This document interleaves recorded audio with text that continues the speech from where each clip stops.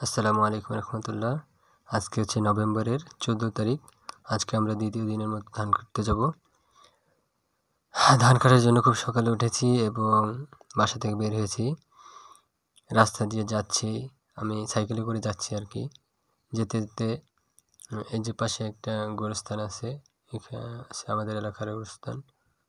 পাশে আমি দেখছিলাম যে পাশের জমিগুলা ধানগুলা পড়ে গেছে, এবং পড়ে গেছে এমনভাবেই পড়ে গেছে মাটির সাথে একদম লেগে গেছে। আর এই ধানগুলো কাটতে এত পরিমাণ কষ্ট হবে এটা একমাত্র কৃষকরাই ভালো জানে।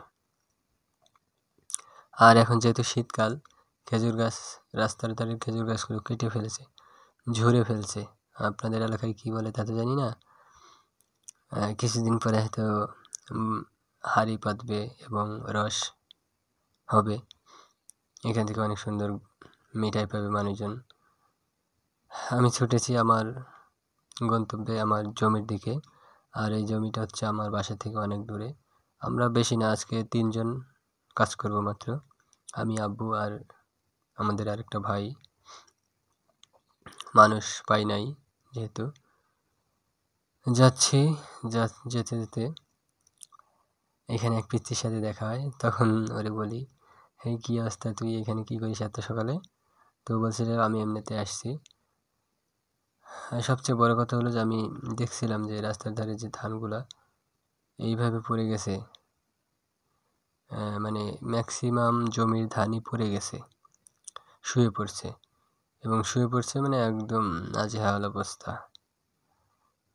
সবারই মানে এই ধানগুলা কাটতে মানুষের পরিমাণ অনেক বেশি লাগবে, এবং কৃষকের মানে যারা যে চাষি তার একটু খরচও বেড়ে যাবে।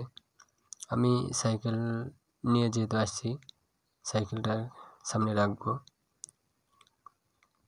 সকালে সূর্যটাও বেশ ভালো লাগছিল। আর অনেকেই চলে আসছে অলরেডি মাঠে। আমি এখানে সাইকেল রাখবো, রেখে আমার জমিতে যাওয়ার জন্য রওনা হব।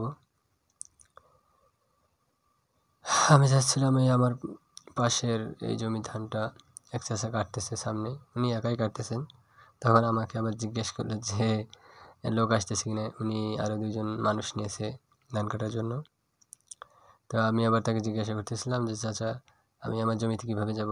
আমি তো যেতে যেতে ভিজে যাব, তো এরকম কোনো আইল আছে কিনা যেটাতে গেলে আমি ভিজবো না? তখন উনি আমাকে বলতেছিল যে তুমি এক কাজ করো, তুমি এই ধানের উপর দিয়ে চলে যাও। তখন আমি বলতেছিলাম যে ধানের উপর দিয়ে যাওয়াটা কি ঠিক হবে? তো ধানগুলো নষ্ট হয়ে যাবে, এটা তো করা যাবে না। তখন আমি চেষ্টা করছিলাম যে মানে না ভেজে কীভাবে যাওয়া যায়, কিন্তু আমি কোনো পথ না পেয়ে তখন এইভাবেই চলে গেলাম এবং ভিজেও গেলাম। যেতে যেতে আমার জমিতে চলে আসলাম। এখানে দেখছি আমার আব্বু এবং আমার ওই ভাই ধান কাটতেছে।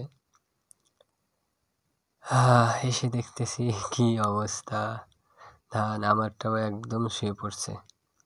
এবং আজকে আমাদের 3 জনের অনেক কষ্ট হয়ে যাবে।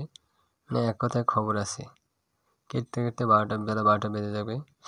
যদিও জমির পরিমাণ অল্প, ধান দেখতে দেখতে অনেকখানি কেটে ফেলছি এবং খাওয়া দাওয়া করে বসে 2 জনে অনেক গল্প করছিলাম এবং অনেক মজাও করছিলাম।